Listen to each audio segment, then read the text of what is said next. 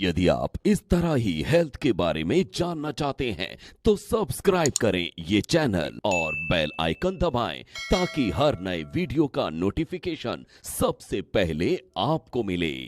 Hello everyone, नमस्कार। आज की इस वीडियो में हम जानेंगे जो आपको सांस फूलती है, सांस फूलने की जो दिक्कत होती है उसे बिना टेस्ट के घर पर कैसे पता करें। यानी आपने कोई भी मेडिकल टेस्ट नहीं कराया है, चेस्ट एक्सरे, सिटी स्कैन वगैरह है, या फिर आपने ब्लड टेस्ट है, हार्ट की रिपोर्ट्स वगैरह है, कोई भी टेस्ट अगर आपने नहीं कराया है तो आप घर पर कैसे पता कर सकते हैं कि ये जो सांस आपको फूल रही है वो किसी बीमारी की वजह से फूल रही है या नहीं। तो इस वीडियो को जरूर बारीकी से समझें और अगर हो सके तो इस वीडियो को लाइक और शेयर जरूर करें जिससे कि अन्य लोगों का फायदा हो सके। ऐसे वीडियो यूट्यूब पर बहुत कम देखने को मिलते हैं क्योंकि फ्री ऑफ कॉस्ट जानकारी देना बहुत कठिन काम होता है, क्योंकि हर कोई अपने डाटास को छुपाता है या अपनी जो एक स्पेशलिटी होती है या एक अपनी ट्रिक्स होती है उनको सभी लोग छुपाते हैं। लेकिन मैं आपको बताने की कोशिश करता हूँ किस तरह से आप कैसे पता कर सकते हैं बिना टेस्ट के कि हमारे लंग्स की वजह से हमारी सांस फूल रही है या फिर कोई कॉमन कॉज है जिसकी वजह से सांस हमें फूल रही है। तो सबसे पहले ये समझिएगा सांस फूलती क्यों है। देखिए, सांस हमारी तभी फूलेगी जब हमारे शरीर के अंदर 3-4 चीज़ों का डिस्टर्बेंस होगा। सबसे पहला जो कॉमन रीज़न होते हैं यानी कॉमन कारण होते हैं उन्हें समझ लेते हैं, जिससे कि आपको आगे आने वाले फ्यूचर में अगर आपको ये समस्या होती है या नहीं होती है या आपकी फैमिली में किसी को है या नहीं भी है तब भी इस वीडियो को पूरा समझें, क्योंकि आने वाले फ्यूचर में ये प्रॉब्लम आपको हो सकती है। अगर 3 चीज़ों से आप बचे रहेंगे तो इस समस्या से आप ठीक रह सकते हैं। सबसे पहला, अगर किसी को मोटापा है, अगर जो कॉमन रीजन है वो मैं बता रहा हूँ, ये ना तो हार्ट के अगर कॉजेस है, ना तो हार्ट की प्रॉब्लम्स है और ना ही लंग्स की प्रॉब्लम्स है, इसे हम आगे डिस्कस करेंगे। लेकिन जो बेसिक कारण होते हैं, जो कॉमन रीजंस होते हैं, कॉमन कॉज होते हैं, उनकी वजह से भी आपको सांस फूल सकती है। सबसे पहला होता है मोटापा। अगर किसी व्यक्ति को मोटापा है यानी उसका फैट बहुत ज़्यादा बढ़ता चला जा रहा है और फैट का ही इतना ज़्यादा वजन है कि उसको वजन लगेगा बॉडी को और रन आउट नहीं कर पाएगा, भाग नहीं पाएगा, दौड़ नहीं पाएगा, चल फिर नहीं पाएगा और उसके थोड़ा बहुत चलने फिरने पर ही सांस फूलने लगेगी। तो मोटापा ये एक सबसे बड़ा रीज़न हो सकता है, कॉमन रीज़न हो सकता है, क्योंकि मोटापा क्या होता है कि हमारा फैट बढ़ रहा है। अब फैट बढ़ेगा तो कहीं ना कहीं वजन तो हमारी बॉडी को ही झेलना पड़ेगा ना। अब कितना भी फैट बढ़ा लीजिए लेकिन वजन कहाँ जाएगा, फैट तो अपना वजन असर तो दिखाएगा। तो ऐसी सिचुएशन में हमारी सांस फूल सकती है और फैट की वजह से हमारी जो नलियाँ होती हैं खून की वो भी दबने लगती हैं।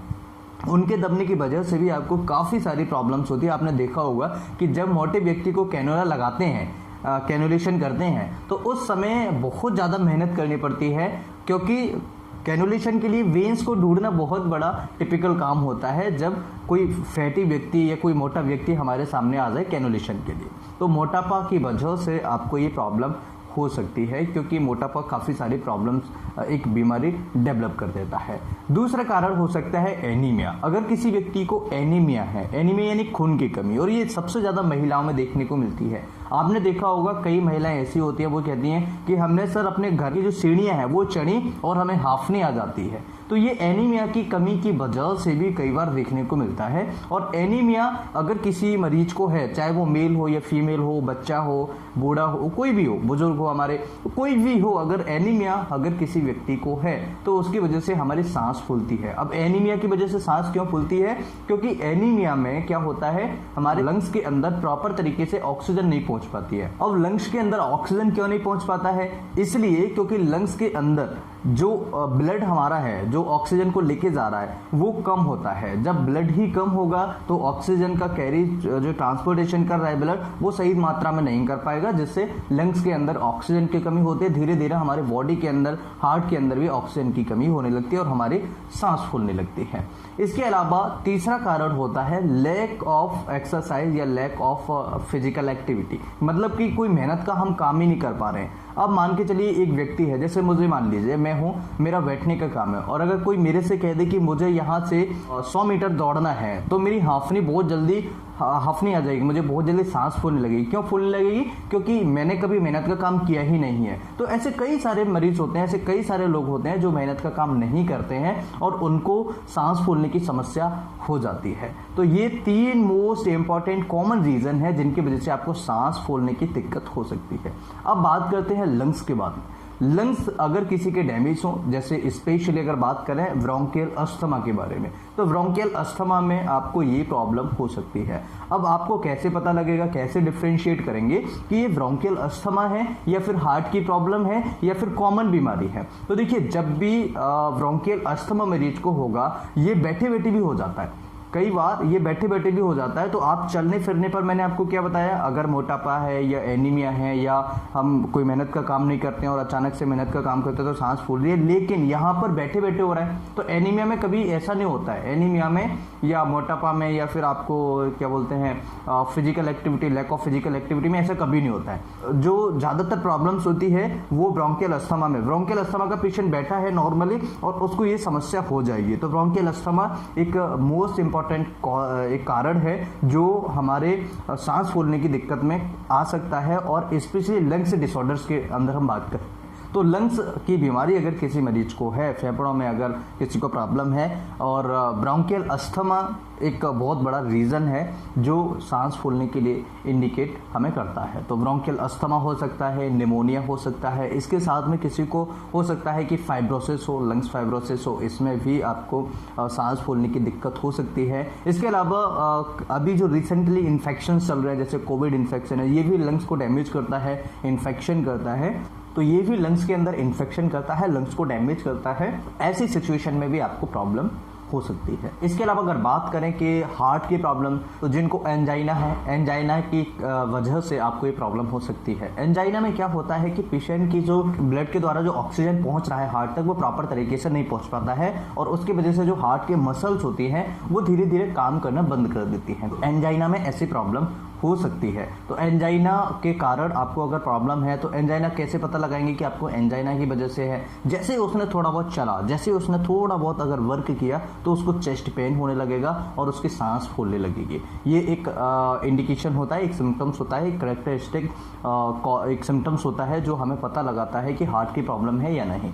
इसके अलावा अगर हार्ट के वॉल्व खराब हो जाए, अगर हार्ट की प्रॉब्लम से किसी मरीज को हार्ट के वॉल्व अगर खराब है, तो ऐसी सिचुएशन में भी ये प्रॉब्लम देखने को मिल सकती है। हार्ट के अंदर छेद है, अगर किसी को हार्ट होल है, तो ऐसी सिचुएशन में भी देखने को प्रॉब्लम हमें मिल सकती है। या फिर किसी मरीज की जो पंपिंग एक्टिविटी है, जो पंपिंग एक्शन है हमारे हार्ट का, जो पंप करता है, वो नॉर्मली 60 के आसपास होता है, 60 से ऊपर होता है, 60 के आसपास होता है। लेकिन अगर किसी का 30 रह जाए, 25 रह जाए, 35 रह जाए, तो ऐसी सिचुएशन में भी हमें सांस फूलने की प्रॉब्लम आएगी, क्योंकि हार्ट जो है ब्लड को प्रॉपर तरीके से पंप नहीं कर पा रहा है और हमारे शरीर में सही मात्रा में ऑक्सीजन की मात्रा नहीं पहुंच पा रही है। तो ये सारी प्रॉब्लम्स है, ये सारे कॉजेस हो सकते हैं और ये सारी चीज़ों को हमें ध्यान में रखना होगा। तो आप आसानी से डिफ्रेंशिएट कर सकते हैं कि हमें कौन सी बीमारी की वजह से सांस हमें फूल रही है।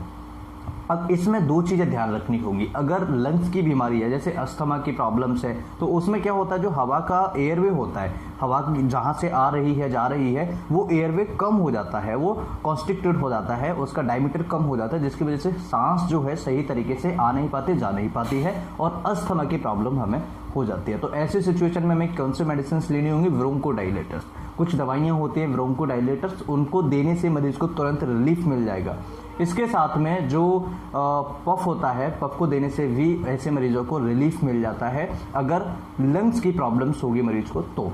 और अगर किसी पेशेंट को मान के चलिए हार्ट की प्रॉब्लम है, तो कैसे पता चलेगा? तो एक मेडिसिन आता है सॉर्बिटाल। सॉर्बिटाल मेडिसिन लेने, जीभ के नीचे रखने से अगर उस मरीज को रिलीफ मिल जाता है, इसका मतलब है कि हार्ट की वजह से। लेकिन याद रखने, इस तरह की दवाइयाँ आपको बिल्कुल यूज़ नहीं करनी है, एक बार डॉक्टर से ज़रूर कंसल्ट कर लें, उसके बाद ही किसी प्रकार की दवाई का सेवन करना चाहिए। टेस्ट की बात करें, इकोकार्डियोग्राम होता है, उसके अंदर हमें पता लगा सकते हैं कि हार्ट की वजह से प्रॉब्लम है, हार्ट के अंदर होल है या हार्ट के वाल्व खराब है उसकी वजह से प्रॉब्लम है, या फिर हमारे हार्ट के अंदर ब्लॉकेज है, उसके अंदर आपको दूसरी रिपोर्ट करानी पड़ेगी, जैसे सिटी एंजियोग्राफी। तो सिटी एंजियोग्राफी से हम ब्लॉकेज वगैरह को पता लगा सकते हैं कि हार्ट की वजह से प्रॉब्लम है, या फिर चेस्ट एक्सरे या सिटी स्कैन से हम पता लगा सकते हैं कि हमारे जो लंग्स हैं उनके डैमेज होने की वजह से। आई होप कि वीडियो आप सभी के लिए बहुत ही ज़्यादा हेल्पफुल होगा।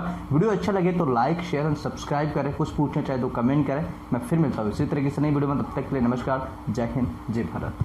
यदि आप इस तरह ही हेल्थ के बारे में जानना चाहते हैं तो सब्सक्राइब करें ये चैनल और बेल आइकन दबाएं ताकि हर नए वीडियो का नोटिफिकेशन सबसे पहले आपको मिले।